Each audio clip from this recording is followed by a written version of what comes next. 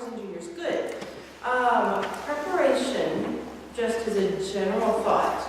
If you're a sophomore this year, you should be trying out some songs in your rep now to see how they fit with you. You should be starting a list of colleges that you're interested in. We'll talk about how to choose those in a minute, what some of the criteria are. Because summer after sophomore year is a great time for you to be really doing some research. And if you have one that you're like, this is my dream school, it's where I want to go to their summer camp. See what you feel about the campus and the instructors. Get a feel for the geographic location as well as the actual people you would be working with.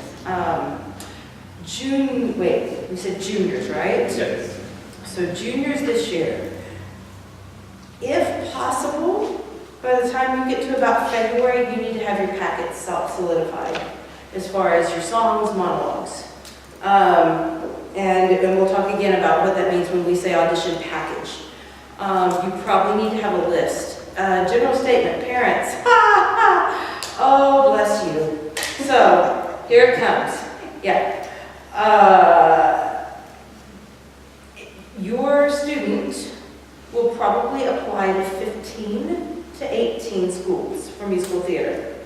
The reason being is that it's not about your skill set. This is not a prescription that we can say, if you can sing and you can dance and you can act, you're going to get in. If you're the best, it's not at all. It's a jigsaw puzzle.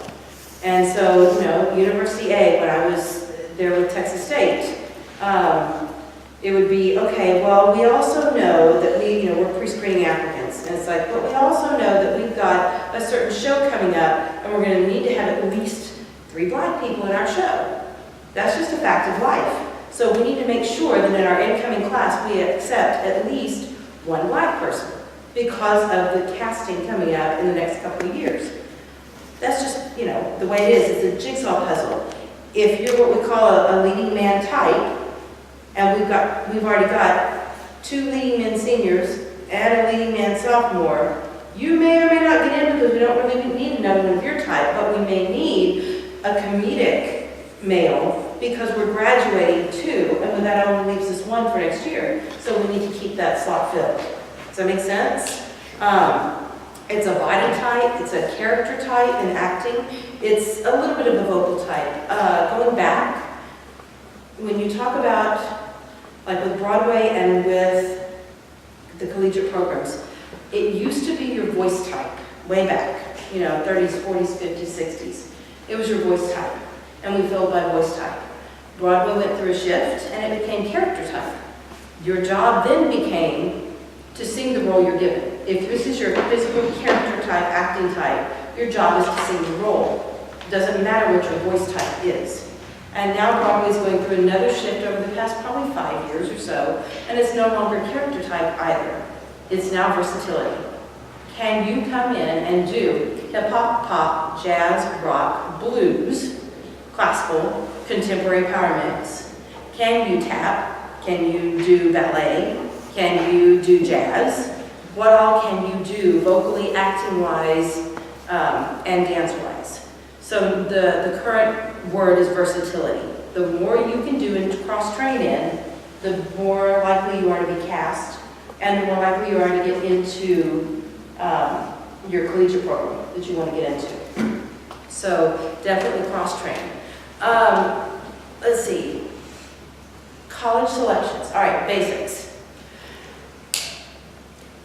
Let's see this way to describe it. All right, basics to go with. When we apply for college, how many parents have other children that have done the college route?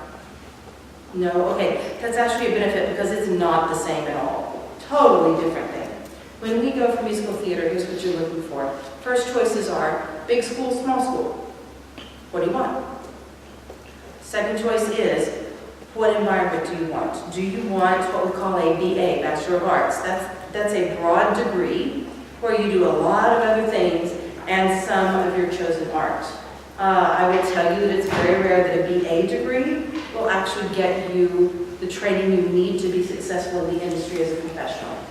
BFA is a Bachelor of Fine Arts, and what that means is you're going to have a lot more training in the fine arts area. So you would have the history of theater, for example, and the history of art, which would apply that to sets and stuff like that. You also then have a BM, which is Bachelor of Music. You can have education degrees along with that, like Bachelor of Theater Education or Music Education. You also can have what's called a conservatory degree. So the main difference is in a conservatory degree, every course you take is directly related to the skills you need to get a job in your industry. So you would take the history of Broadway and the history of American musical theater versus U.S. history. You would take physics of sound, so that when walking into a room like right now, you walk in and you evaluate, okay, here's the little overhang, somebody's singing behind it, this is not going to act like a shell, it's going to grab the sound and stick it down, and because there's carpet, it's going to absorb sound waves, not bounce, which means it affects the consonants and how they're heard in the room. When you look at the distance, all those, that's your science, it's all related to your craft. So, depending on what you want to do when you get out, the general questions are, the one that I ask is, are you what we call Broadway or bust? Is Broadway your dream? And that's it. This is your lifelong dream. You want to be on Broadway, and if that means you're going to share a 2-room apartment with 6 people, knowing that you have your air mattress and it's dirt cheap, and you're fine with ramen noodles for the next 5 years, and you're going to work your day job, whether that's as a waitress or makeup artist or a hairstylist or whatever it is, so that you can be auditioning, and that's your dream, that's cool. Know it and go for it and plan for it. If you just want to be in the musical theater industry, it happens nowadays, especially great places, Chicago, Boston, New York, LA is pretty strong on the musical theater map right now. It's not obviously as strong as the West Coast is. As the East Coast is. I know, right? And backwards. Orlando, if you're into Disney, for example, Orlando's a great place. You can do a lot of performing. You've got the park, so if you're into kids and that kind of stuff, Branson, Missouri. If you're exactly right, people are like, what? But if you're into, let's see, how do I put this? I don't know how to say this. You guys will get to know me a little bit. I'm pretty upfront when I speak. If you have an issue with bad language, I would strongly encourage you to reconsider Broadway as your choice.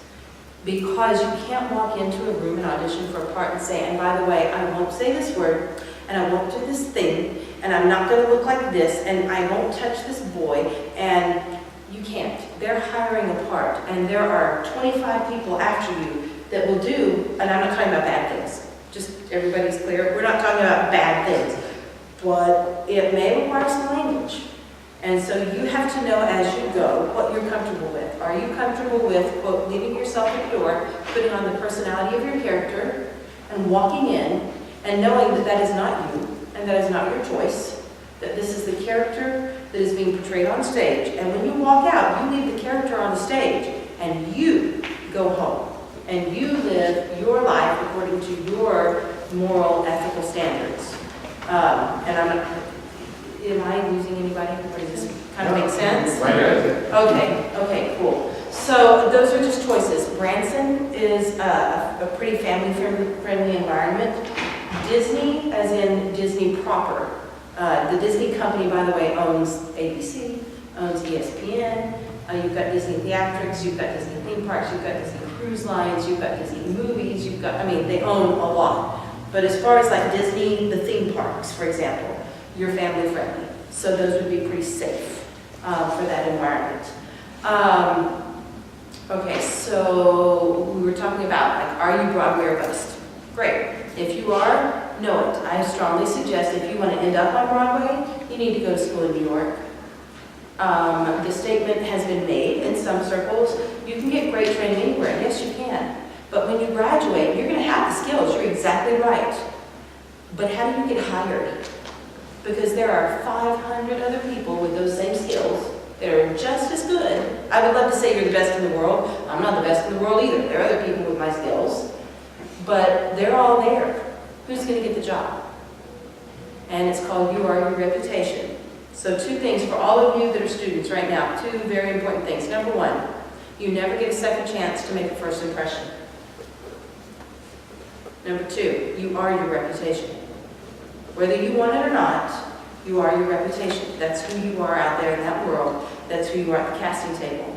And when people come through and I look at resumes and I recognize names, I'll shoot off a text message the first opportunity I've got. Hey, I just saw so-and-so.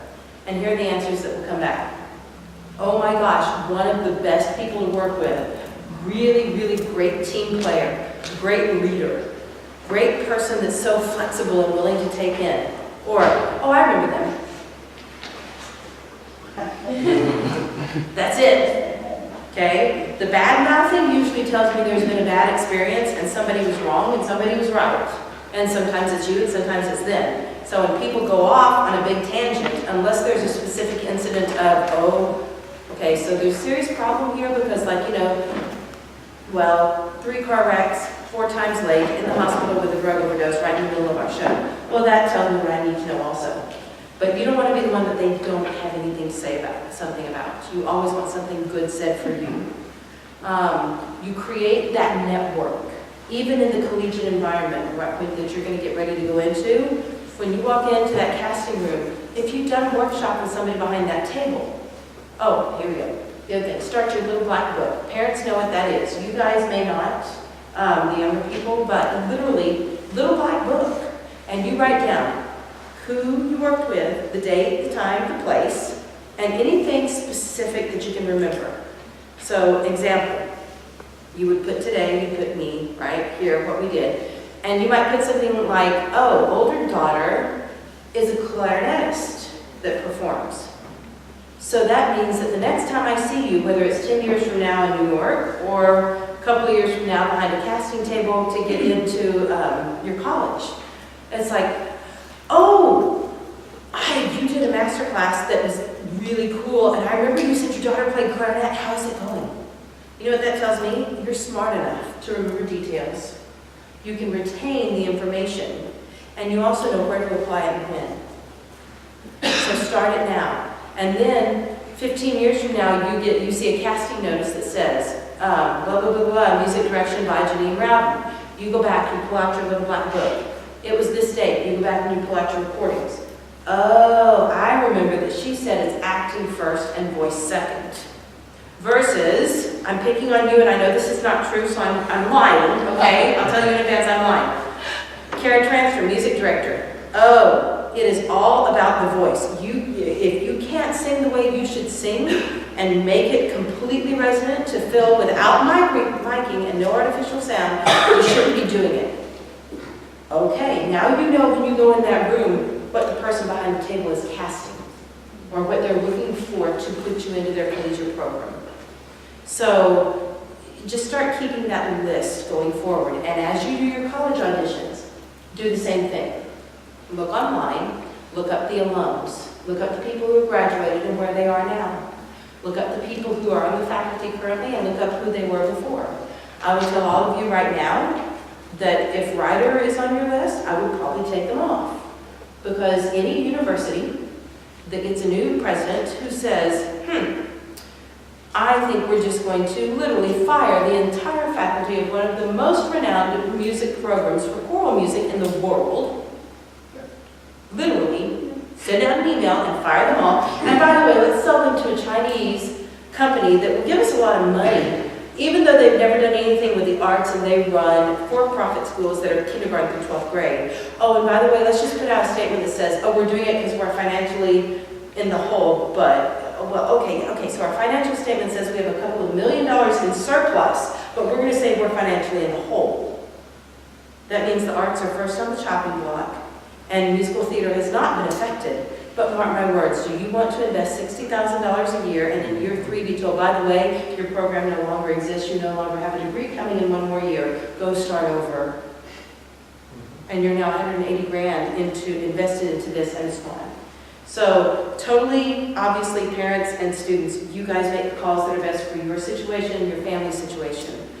But if it were me and my child, I don't have 180 grand to go gamble with. I'll go find MGM or whatever that place is and at least watch the little lights and bells and whistles. But that's one thing that's going on. So let's talk about choosing your schools. We talked about the size. We talked about the size of the program and the degree itself. I would encourage you to look at BFAs or Bachelor of Musical Theater. I don't remember what the letters are. Does anybody remember?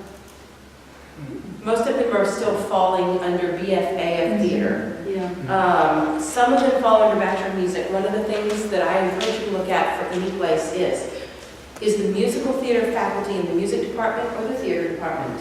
You want theater. Is the dance faculty in the dance department or the musical theater department?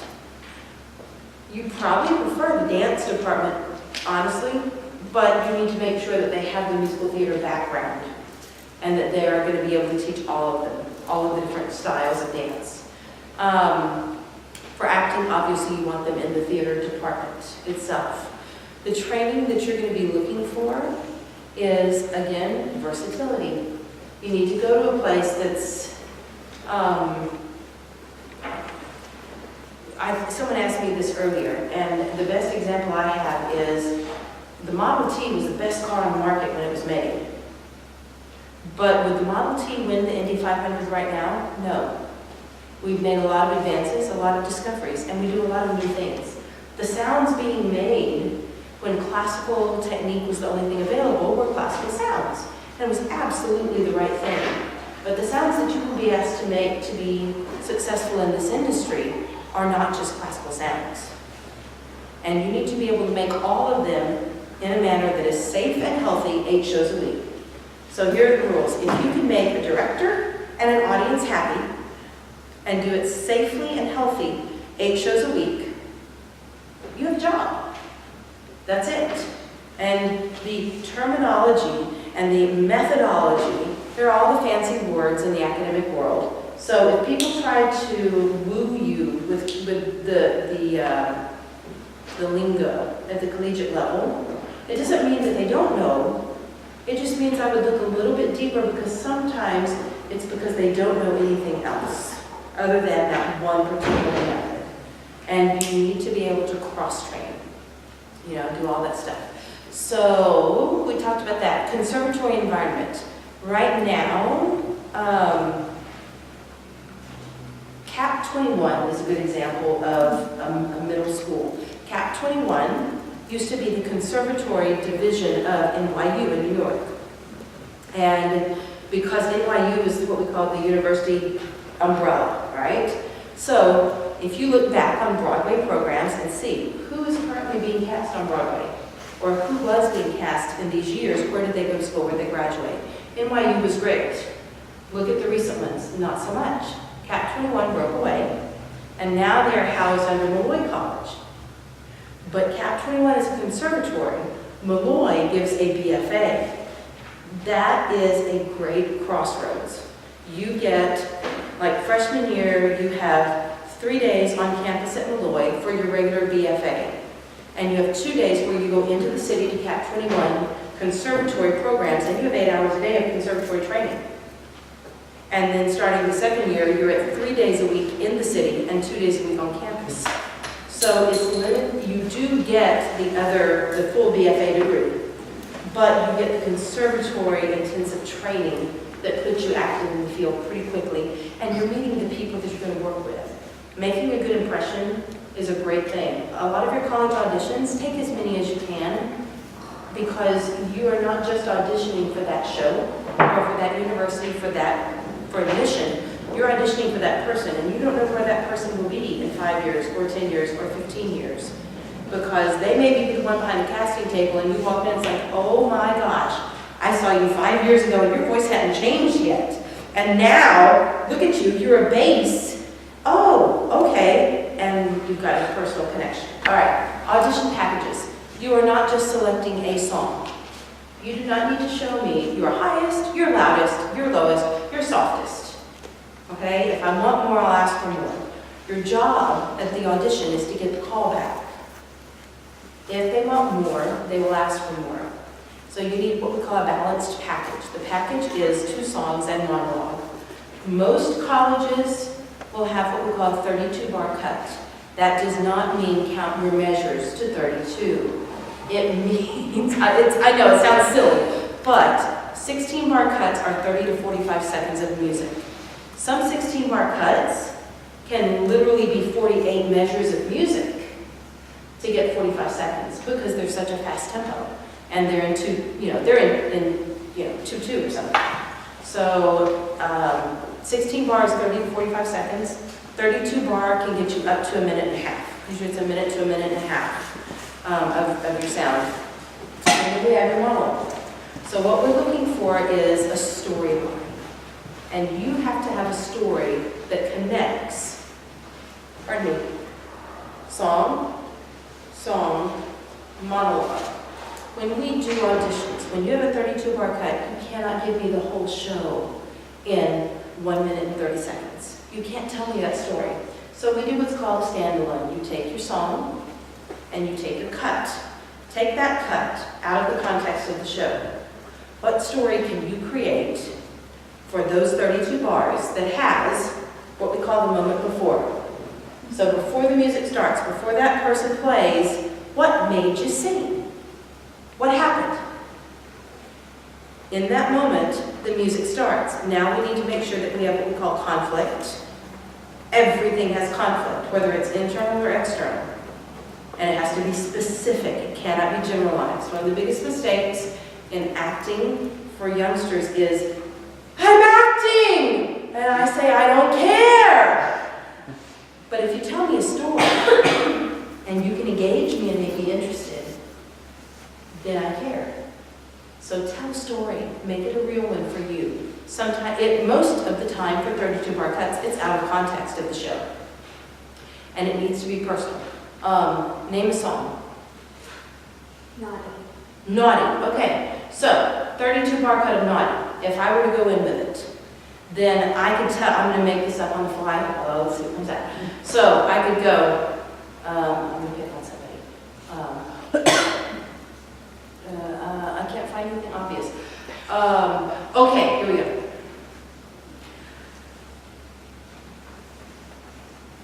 You're slouching. Did no one teach you to sit up straight? Music, go. What is the problem with this world today? Everybody needs to be a little bit naughty. I don't get to be naughty, but maybe I could be naughty. If he can slouch, I can be naughty too, so watch what I'm going to do.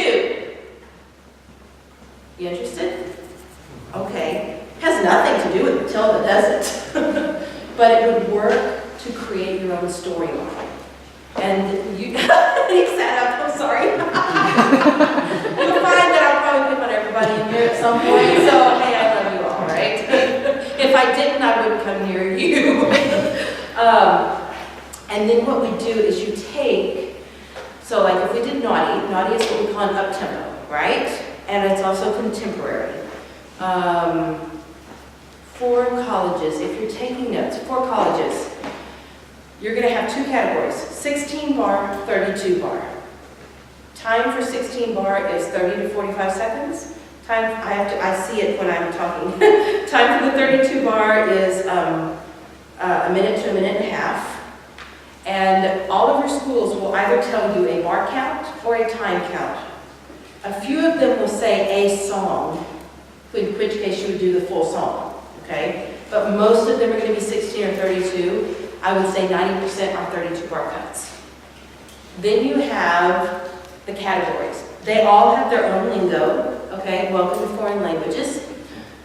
Basics are, if you pick one before 1965 and one from the year 2000 to now, then you're probably safe. Because they will say, we need two contrasting 32 bar cuts. We want one from the traditional musical theater canon. We want a golden age. Make sure you include composers such as, well, we just want something that you feel comfortable with that contrasts. All right. If you can pick one from each of those categories, you're probably safe. Once you have picked those, in my opinion, you need to also add a pop rock into your book. Not many will ask for it, but a few will. Texas State is notorious for it. Ryder is notorious for it. Shenandoah sometimes does, as far as asking for pop and rock. Generally, when they ask for it, it's just that they want to see what you look like, what you can sing with it. It means something contemporary on the radio. So think about what you hear in the last, 3 years maybe. And then we add a monologue. Monologues have to be published plays that have been produced. And we want to see contrast. Again, it's versatility. So if you're going to do, like, let's say that you picked one from the 1930s or 40s, a Gershwin, right? An up-tempo Gershwin, little song and dance, Fred Astaire type singing. And then you pick one that's contemporary, that is like kind of a Tackett style rock. You know, like think School of Rock on Broadway or something like that. Then you would want a monologue that's not going to fall into the aggressive category. You're going to want one that shows us that you can be more than one character. If you were to pick something like Cinderella, right? And pick a Cinderella ballad. And then you pick something like, I'm trying to pick things that I hope parents will know too. And no, you would not really do Cinderella, don't do that in an audition. Everybody and their dog does Cinderella. And don't do Wicked, everybody and their dog does Wicked. It's there, those are the no lists. No Les Mis, no Phantom, no Wicked.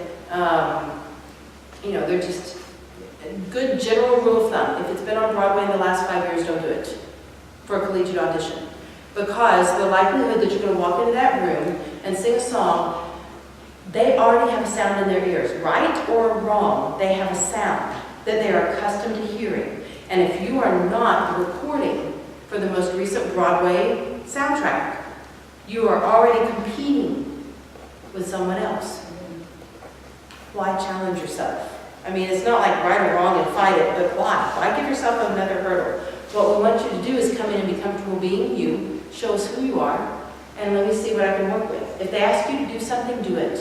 If they ask you to take your slow, beautiful, sad song where everybody wants to cry and tell you to do it as though you just won the lottery and you're going to Disney World, do it. They're not asking because it's the right choice for the song. They want to see, number one, will you give me what I asked for, how quickly, and how effectively. The craziest one I've seen so far was Oreos. And literally from behind the casting table was, okay, I want you to take these Oreos and I want you to go and I want you to put one in each corner of your mouth. And I want you to start singing while you hop. Pretend like you're playing hopscotch with Oreos in your mouth. And she did the song. Well, I can tell you later that the purpose was this person was so tied up with nerves and had been made so aware of stance, don't move, don't sway, don't do this. I'm telling, where's my story arc? It's like, in trying to talk to him, there's too much going on in the head. So Oreos and hopscotch means you can't think. It's like, what the heck is going on? But we got to see the person. And we got to see what they were capable of. It's like, okay, and I know I can get it out of them. So here's where they are on the list. So when they ask you to do crazy things, it's not that they're crazy. They just want to see, how far are you willing to go? And are you willing to really commit and give me what I'm asking for? And can you even make that adjustment? Because some people, you may be the most stunning, defying gravity, wicked Idina Menzel type ever, but can you do anything else? And if you can't, well, maybe you're not the right fit for us. Excuse me. Allergies. We woke up with them this morning. By the way, every one of you, students, not parents, as of today, you are now fully empowered. You are responsible for your body and your voice. And that's the bottom line. Whether it's me, your mom, your teacher, a Broadway director, anybody except for God himself in a burning bush, if it hurts, don't do it. Done. That's it. Because you may want that job so badly, but truly, if it hurts, there is something telling you stop. Oh, thank you so much. There's something telling you stop. And if you do it, and you end up with a vocal fold hemorrhage, whose career is gone? It's not that director, and it's not me sitting up here, it's you. Best example, Julie Andrews. You remember Julie Andrews in The Sound of Music? Now, do you remember Julie Andrews singing in The Princess Diaries? Think about it for a minute. Julie Andrews in The Princess Diaries is singing here. It's very vocally safe, but it's in this range. I can't do it. Julie Andrews in The Sound of Music is here, right? when she had to do Victor Victoria. They needed a sound from her. She got sick, she was exhausted, and she had to go on.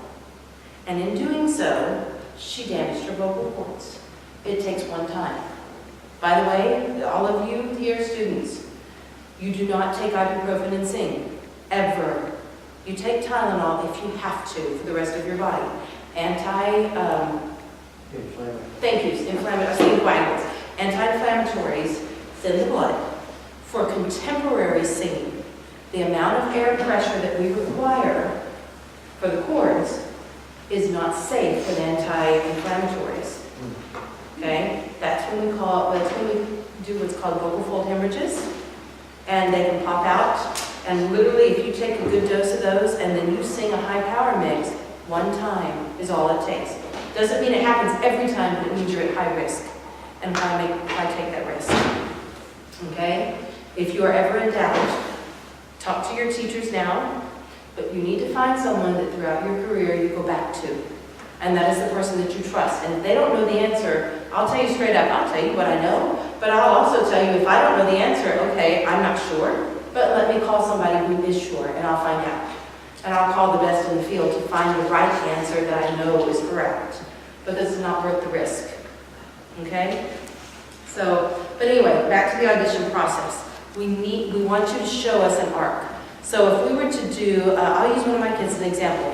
When we're talking about, he's doing Who I'd Be from Shrek, Try Me from She Loves Me, and monologues are from American Beauty, and I forget what the other one is. It's a comedic monologue. But when we had to create the scene, you need a through line. It doesn't have to be a whole show. But walking in the room, for him, it was, the moment, it's like, I'm so-and-so and I'm singing such and such. And the the moment before is, I really don't like where I am in this life. Who could I be? I guess I'd be a hero, sword and armor. And I guess I could be this. And in a big, bright, beautiful world, that's how it should be, right? A perfect happy ending, that's how it should be. I'm going to apply for the job. Mr. Marichek, I have done everything. I have trained myself for all of these things. Look what I can do, look what I can do. And then we act out the little scene, and then we get to the end of it. So please, won't you please try me? And the moment afterwards, it takes us into the American Beauty monologue, which is the flash of death before your eyes. It's right before he's dying, okay, in the monologue, because it's dramatic monologue. So the moment after is, try me, and he had just talked about giving up his bike. So for him, the moment after is, try me, I've given up my bike. And I just got hit by a car in the crosswalk. What just happened to me? They say the moment when you die, your whole life flashes before your eyes, but, so now we have a connection. Even though it's one sentence, it's taking the moment to transition and shift the character, the body, and the voice. And if you're going from a belt to a head voice piece, right, which can be the same for guys, you have to have that shift where you reset. We go back to neutral in the vocal cords, and we go back to neutral in the body, and the new character choice then steps in. That's what we call a package.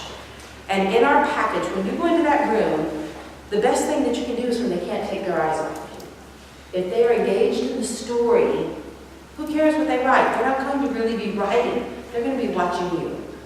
And that's what you want. So when you try out your audition packages, try them on people. Try them with your teacher. Try them with your teacher's friend. If you have masterclass settings where you can come together in a group, it's great because guess what? You're all being trained in the same way.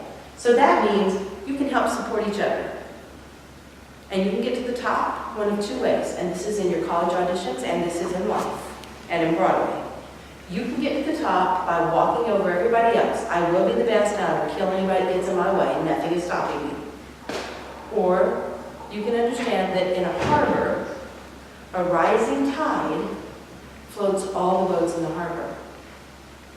And that means either I can keep everything a secret and never hope that anyone gets near me and never help anybody else around me. But guess what? When they get a job and something comes open in their new show, who are they going to call? The one that hated them? Or the person that was like, you bail me out. We've got an opening and I know how easy you are to work with. You want the job? And your friends are hopefully going to be working in this industry as well. So like even, with Kara and now Jennifer, it's like, we could have sat there and argued over discussions about our students and our approaches and decided who was right and who was wrong.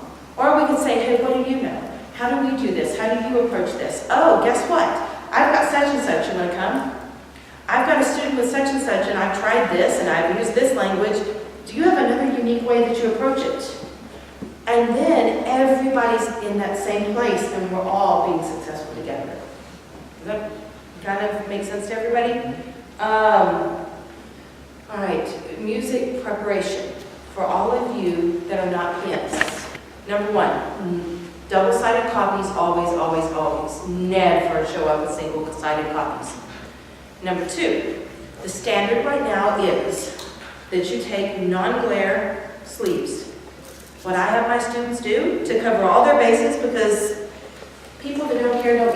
People that care are usually very, my way is right, anyone that tells you differently is wrong.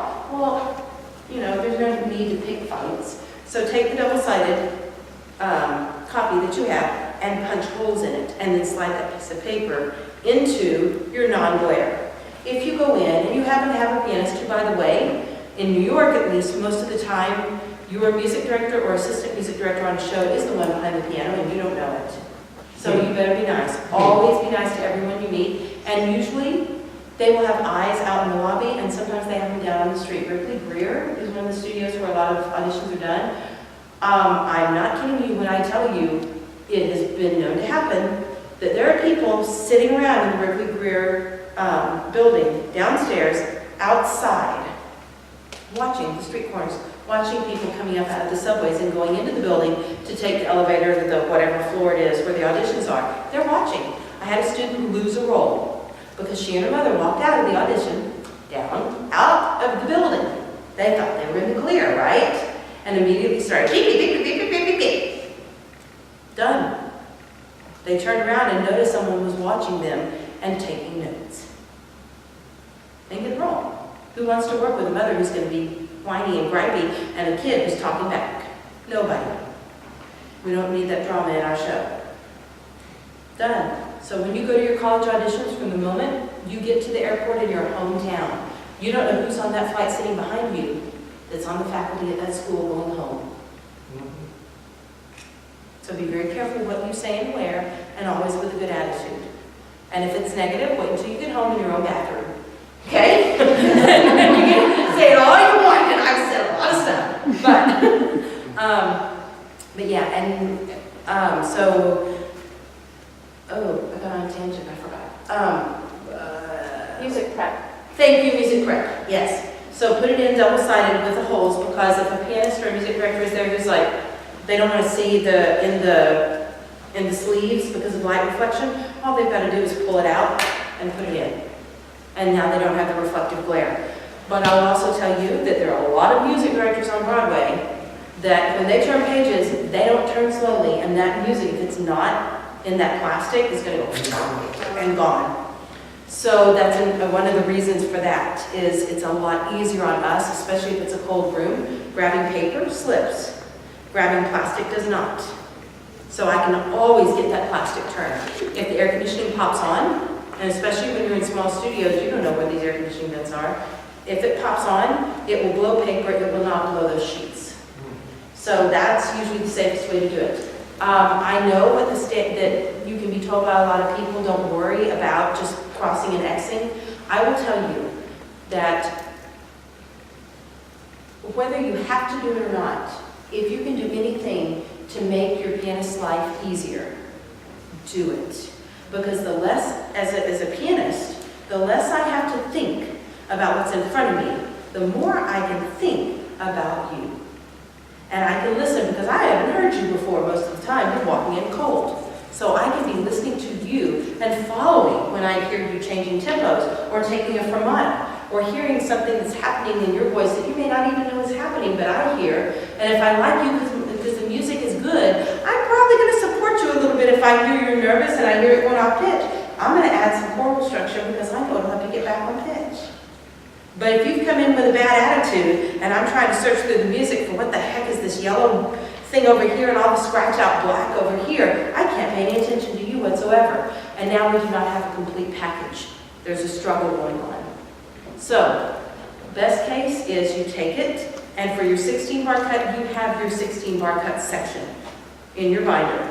And all it is 16 bar cuts. You don't tell me what page to start on or point to anything. It's right in front of me.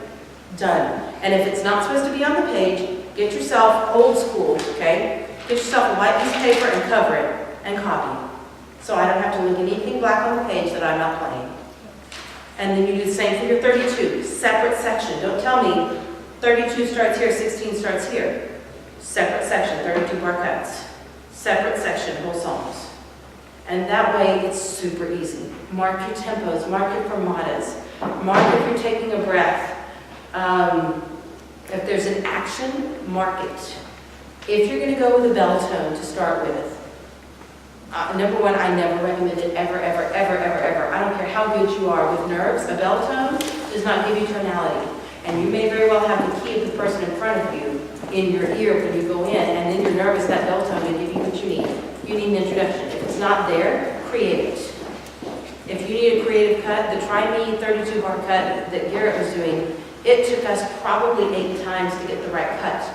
But literally I pulled from about 7 different parts of the show, creating the tempo changes, the key changes to make everything match, to get the right cut to tell the story we needed in the time that was allotted, and it would make sense for an accompanist and be clear. So it takes a lot. It's a lot of work, but it is worth it in the end. Because when you can walk in and do your stuff and it just flows, and you get done and they're like, whoa, I don't need to hear anything else. It's great, thanks. You're done. So have someone play through it for you that plays the piano, that has never, I say that plays the piano, I'm seriously, that has never heard that song before, if you can find it. For musical theater, go to your church. And ask, right? Because most people that are trained for church music have gone the sacred route or the classical route.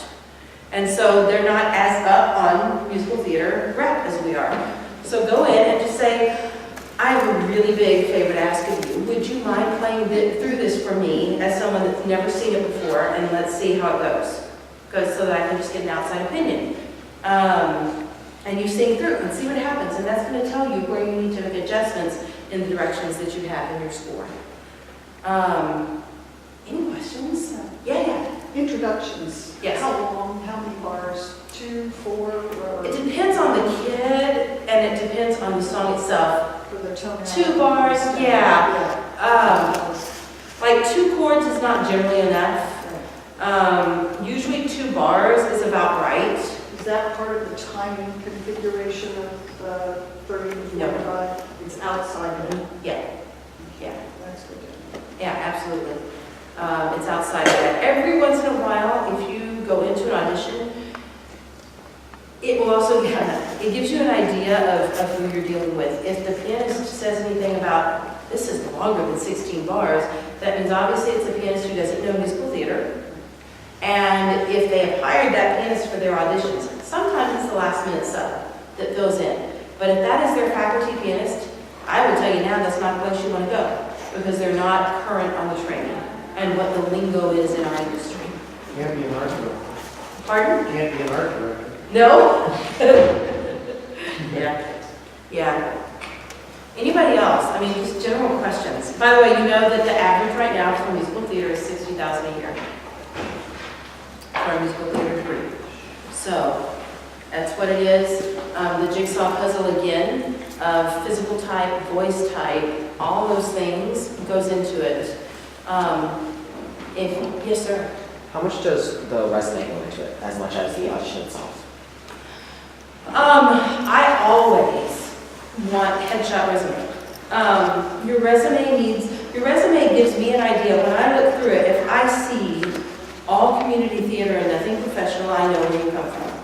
If I see choir, that gives me an idea of what I'm, in my ear, what I'm going to expect in your tone. Your resume does not need to show everything you've done in every area. Okay? I don't even know how many different types of resumes I have. I have one for pipe organ, because I'm a classical pipe organist. I have one for piano performance. I have one for musical theater, music direction. I have one for vocal coaching. I have one for education, like pedagogy. I have one for choral conducting. I have one for sacred music. So usually your resume is going to be geared towards the person that you're giving it to. And it needs to be complete, it needs to be accurate. We don't want to know that you did anything with Aunt May and Susie Jane. Means nothing. What we want to know is, what training do you have? And you include things like private studio, group classes, anything like, in Houston we have Theater Under the Stars, the second largest regional theater in the U.S. Things like Civil War, Beauty and the Beast, all did their initial runs there, and then were transferred up. So we have a conservatory called Humphrey School of Musical Theater, but you can take voice class, acting class, you can take tap, jazz, ballet, hip hop, you can take musical theater, dance. There's all these classes. And so if you're in a place like that where it's a quote school, then you would list, for example, there you'd say Humphrey School of Musical Theater, Theater Under the Stars, Houston, Texas, and you'd list the name of the class.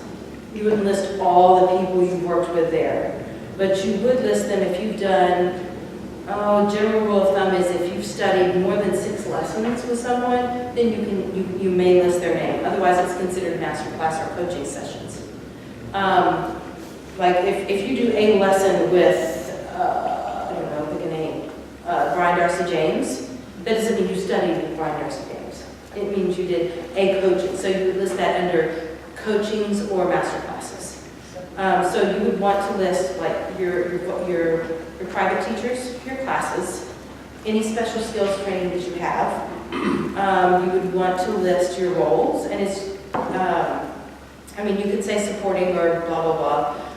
Where it was done. We don't need all the details. Generally, you would put the name of the city.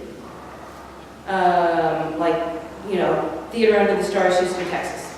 That's all we need to know. Most people know what that is. You don't need to fill everything. More is not better. Okay? Quality is much more important than quantity. Does that kind of answer your questions? If you have some film, especially for your collegiate application, if you have film or commercial or television, I would list those. Because it's a whole different type of acting. By the way, this is a silly thing, however. When you do your pre-screens, if they're video, when you're auditioning, in person is always better. If you really want to go to a school, I don't care if they accept videos. I don't care if you can do your initial one in November. You need to go on that campus. You need to be there because it tells the faculty member there, this person's serious. They invested in a trip and a hotel to get here. And before you go up for your audition, if those of you that are juniors, for example, now, this year, before you're into the senior year thing, reach out to those places, to the faculty, and say, I'm very interested in attending the school. I would like to come up to visit and would love to do a lesson if one of your faculty members has availability. Now you're going to go in and you're going to do a lesson there with one of the faculty members. You're going to see, number one, what's the terminology? What's their approach? What are they looking for? What are they asking me for? It also tells them, here's starting point. When you come back in 6 or 8 months and I hear you again, I'm going to know, did you apply everything that I asked you to do in that lesson that we did? And I know you're serious about what you're doing. Make sense? So it is, just start now. Moms and dads, get you a Southwest Airlines Rapid Rewards card. The reason I say Southwest is because you can cancel that flight and use that fare for any other one. And what's going to happen is you're going to set up all of these auditions based on a time frame. And that calendaring process, oh my goodness, I love you all. If you drink, get a drink. If you don't, get some chamomile or lavender tea, because otherwise everybody's going to be bloody at the end of it. You're going to put all these schools out with a list of 15 schools. You're going to list their dates on a master calendar, okay? Cap 21 New York, Cap 21 Boston, Cap 21 blah, blah, blah, right? Then you go back to school number B. You go through that whole calendar with all your schools. And then you look at the dates. And you color code them. Category A, the schools that I really want to be at, probably 5 in your top tier. And there's going to be, I don't know, pick color blue, right? So you're going to highlight those in blue. I'm going to look at my blue schools. Can I get blue schools, one on each date where I can go to those campuses? Now, I'm going to go to the next category, which is, the second tier. I would be very happy, it would be a good degree, and I would be very successful here. Go back to the yellow schools. Now, where can I plug those in? And by the end of it, now you've got requested dates. As soon as those dates are online, which will probably be July to August, you need to have them and get your calendar done. By September, you need to have your applications into your colleges. Most colleges now require you to apply to the college itself before you can even request your audition date. Doesn't mean you need to be accepted to the college, but you have to apply and have all your paperwork in.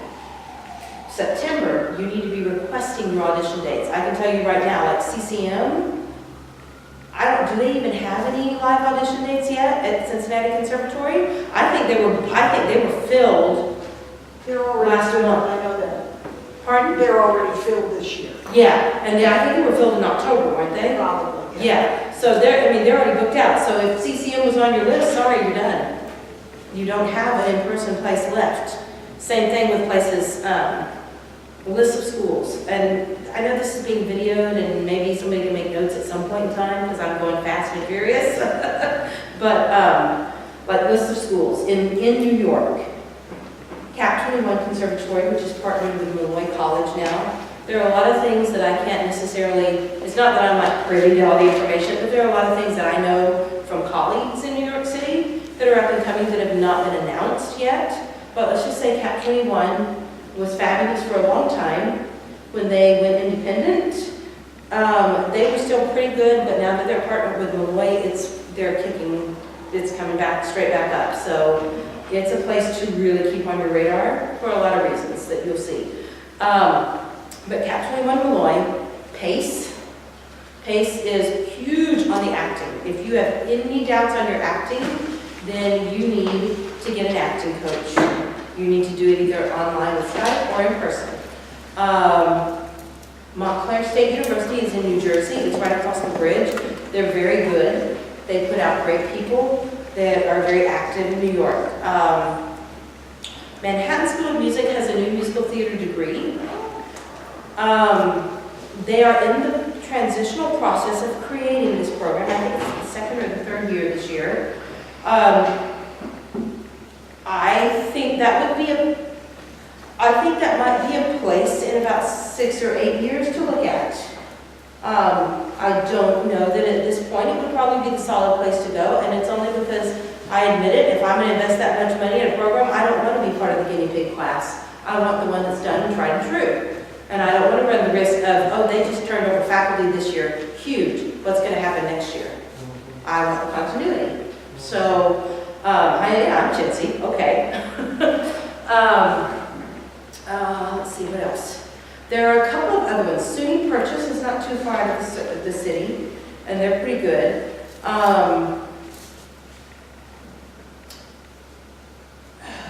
Those are the main ones that are right there. Penn State is a train right away. It's not accessible like Cap 21 and PACE and Montclair. You can go any night of the week and in 20 minutes be at a Broadway show. And as your friends graduate and get their gigs, guess who you can go backstage with? Guess who you can sit and go as you learn the places that people go to hang out and start making friends and have conversations. I once in my life have I applied for a job. Once. Everything else came to me because somebody heard me, somebody knew me, somebody talked about me, somebody saw me. Okay, it's called networking. Start it now. Keep names.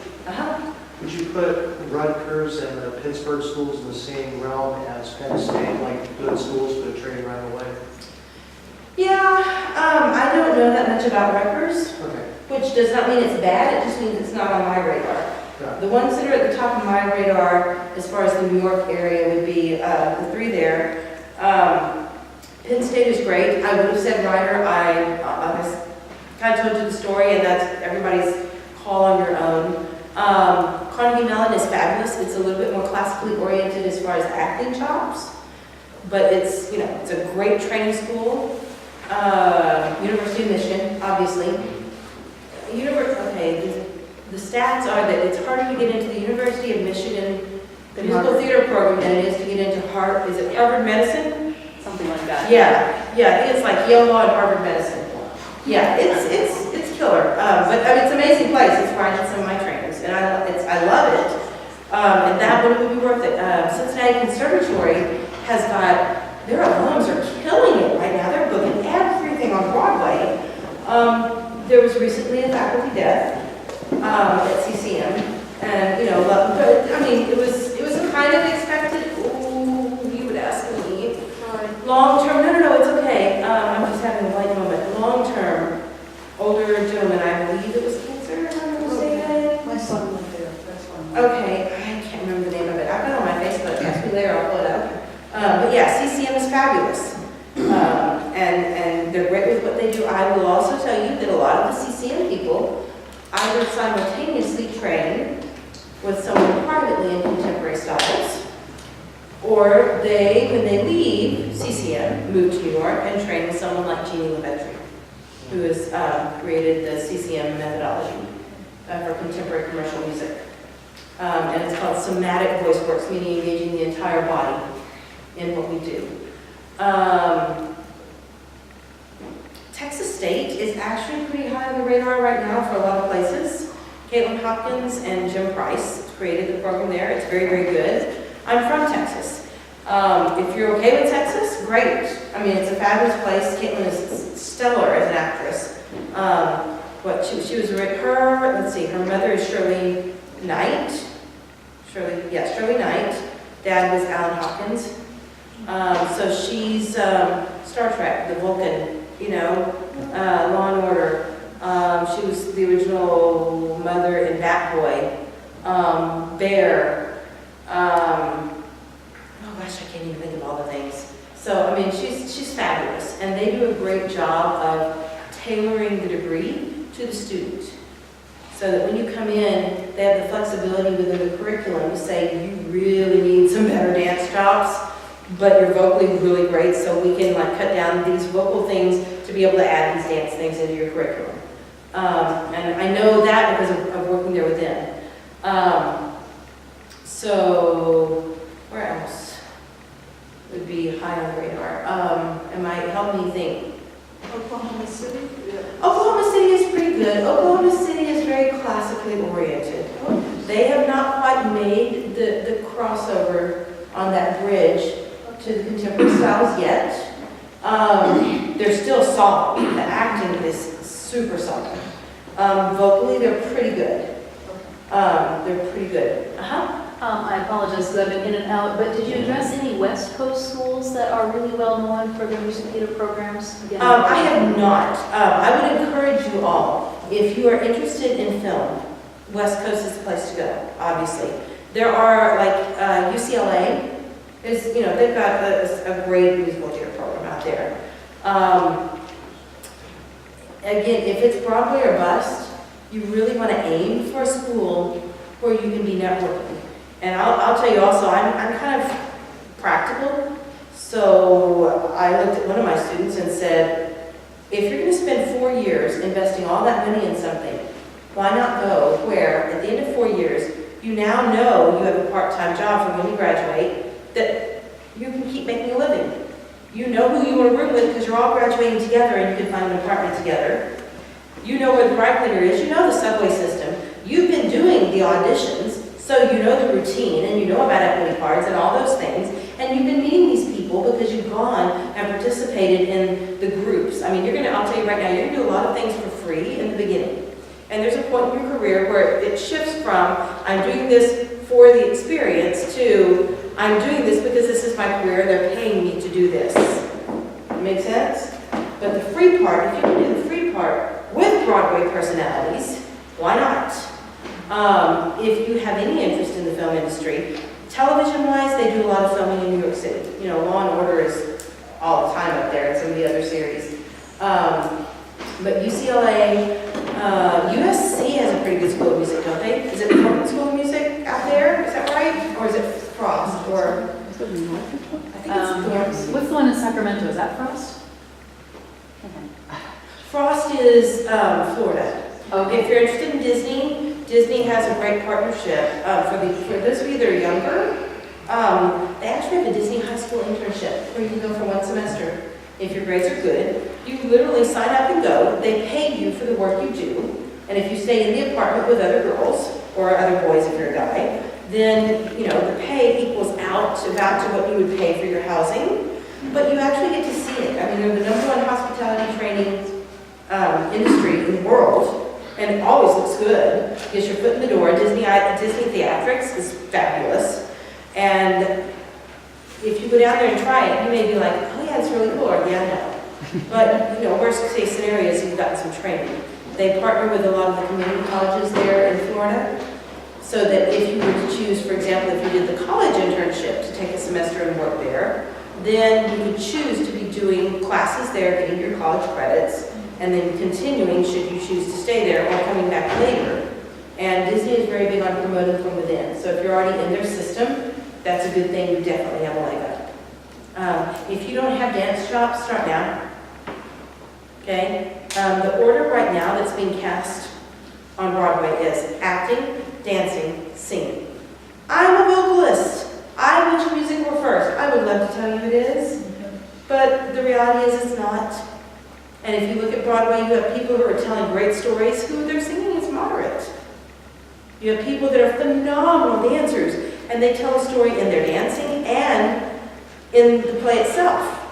Their vocals could be better, but you don't see any stellar vocalists who can't dance or can't tell a story. That's just where it is right now. Right or wrong, you know, it's what it is. Where else? Florida. You were starting to say something about video auditions. Oh, video, yeah. Yeah. Okay, so I don't know a whole lot about it, but I do know this. When you do your video, I strongly recommend, and by the way, when you're in the audition room, scene partner. You always have a scene partner. And if you don't have one in the room physically with you, you create one. And where the video thing is, when you do your monologue and your voice thing, you need to have somebody behind that camera who is your scene partner that you are acting to and speaking to. And if you're ever asked to do a quote screen test, just to see on camera, don't look straight into the lens. Okay? If the camera is here, you look at the cameraman's eye. Because think about it. On television, you get this big, and in a movie theater, how big is your eye? And if you're looking straight in that camera, you're going to freak us all out. And it doesn't look nice. Basics are that when you do musical theater on stage, every gesture is huge. Do not do penguin arms. If you're going to do it, it's called intent. Don't move unless there's a reason to move. What is your intent? I'm going to move because, well, yes! Right? It's not like, yeah, no, okay? You do it. Commit to it. But we do it big on the stage because we need to fill the stage in space. When you're on a video, you don't have to do it that much. Don't sit there and be confined, but also you don't have to utilize the entire space. And remember that if you're ever doing it for a television pre-screen, that go look in the mirror and practice moving the muscles in your face, okay? Because on the stage, if I want to show happy, I'm going to go like this. And if I do that on the camera for a television series, I'm going to look wacko. So on a television camera, if I just do this and warm my eyes, it makes the shift, and it reads on a television camera. If it's for a movie, it's probably going to be a little bit more eyebrows and cheeks, versus on a stage, it's going to be complete body. So that if you think about the sizes, that's how your acting chops relate to it. Time? 5? We've got 5 minutes. Okay. Questions? What about something like Shenandoah? Shenandoah is fabulous. Their conservatory for music is great. They are killing it with like pop rock. They are smack dab on top of it. I don't know a whole lot about the acting chops at Shenandoah. Where do you want to end up? What do you want to end up doing in life? Broadway. Broadway? Theater in general, yeah. Yeah. Shenandoah is definitely a very viable option. If it's Broadway or bust, then I would look at the New York schools first. And the other thing, realize like in the New York schools, you also have people that just pop in from their Broadway shows, and producers and casting directors that just pop in, you know, agents that just drop by to see things. So the networking and the exposure is probably a little higher there. But that doesn't mean Shenandoah's bad. Shenandoah's fabulous. Yeah, they're spot on for vocal training. I haven't heard of anybody coming out of Shenandoah with vocal issues. Have you ladies? No? No. Yeah, I haven't at all. Matt Edwards has really pioneered a fantastic program there over the last Oh, 5 years. Yeah. Well, and Jeannie's Little Bedford's the one that started it. Yeah, she did. That's where Shenandoah is where CCM, Contemporary Commercial Began. Music Somatic Voice Works, was there. She's the one that started it, brought it in, trained Matt, trained Catherine, trained all the people that are there now vocally. And now she has taken the CCM and has taken it independently because she wasn't allowed to do level 2, level 3 trainings anywhere except on campus. And she wanted to be able to take it worldwide. Right. And so now she's, you know, out in, Australia and all over the world, plus New York. What about Point Park? Point Park, Illinois, right? Pittsburgh. Pittsburgh. Yeah. I have heard some okay things about it. Okay. I Would would, dance heavy. yes, dance heavy. I don't know that for me it would be considered a top tier school. Okay. It doesn't mean that they're bad at what they do. But yeah, Point Park is definitely on the radar. A lot of people are hot on the Carolina schools right now. What's it called? Coastal Carolina. Is it Elon? Elon? Is that the one in Carolina? Yeah. Yeah. But now, Boston, that's the other one. Boston Conservatory and is it Emory? Emerson and Boston Conservatory, which by the way, they share facilities and share faculty, if you don't know that. But they are a train right away from New York City, and the theater scene, musical theater scene is really, really strong there in Boston. So that would be a great choice as well. Those two. Yeah, Montclair State, definitely on the radar.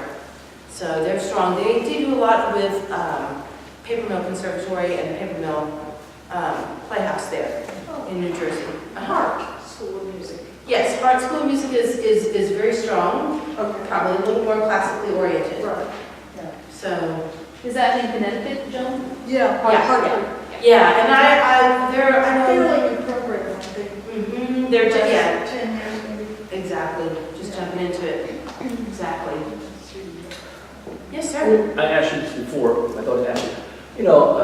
Nashville is a big music scene, the up-and-coming music scene. Yeah, Used to be country music only, but now it seems like everything is happening there. My daughter asked you about Belmont. Can you elaborate on Belmont again? Yeah, Belmont is great. Belmont is what we call commercial music. So what Belmont is very strong in, what Nashville itself is very strong in, obviously country, but it's what we call session musicians, where you go in and you do recording sessions. Actually, Nashville is where a lot of the Disney Junior soundtracks are recorded.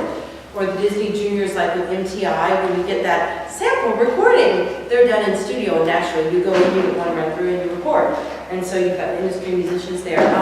Belmont is also very known for business, the business of music, studio engineering, promotion, entertainment law, running the business of music, producing that type of thing, voiceovers, commercials, that type of thing. So they do some musical theater. I don't know that that would be the strongest musical theater degree. I think if you want to stay in Nashville, great. That'd be a fabulous place to go. And again, it's stellar reputation. So when you go out there are 2 rules. Number 1, if it hurts, don't do it. Okay? It doesn't matter what they say their technique is or their methodology, whatever it is. If it hurts, don't do it. This is not weightlifting. It's not, feel the burn, no pain, no gain. It does not work that. I'm serious. I heard vocal coach say that one time. It's like, you're crazy. So, don't do it. Number 2, there are a lot of terms for the same thing. Everybody has a different approach. It's like GPS, right? There are multiple ways to get from point A to point B. Sometimes there's road work, sometimes there's construction, sometimes there's a wreck, sometimes there's a flood. Sometimes that road doesn't exist anymore because we built a new house in the middle of it, right? We find different routes to the same destination. The destination is to perform and be able to do roles and do a show. The route that takes you there are different instructors that use terms and approaches and personality things. Sometimes it's finding the right match, and that's one of the reasons for the college audition process is you get to learn a little bit about the people on that faculty. There are all these statistics that we have about campuses and programs and who's successful. So there is truth in some of them are good and some of them are not, right? But then of the ones that are successful and that are good, it's a personality match. And you need to go in there and talk to them and get to know them. And when you do your interviews, just get a feel for the people when you walk in. And remember, you're auditioning them also. Okay? Don't go in there to prove anything. You're not going to show me what I want to see. I want to see you. You come in and do what you are comfortable with and be you. That's the best thing you can do is be comfortable in your own skin. And when you get to the point that you walk in the room, trust yourself. What I tell you, what your teachers tell you, what your directors tell you, and in the theater, in the classroom, in the lesson, anywhere you've gone, when you walk in that room, put it all behind you and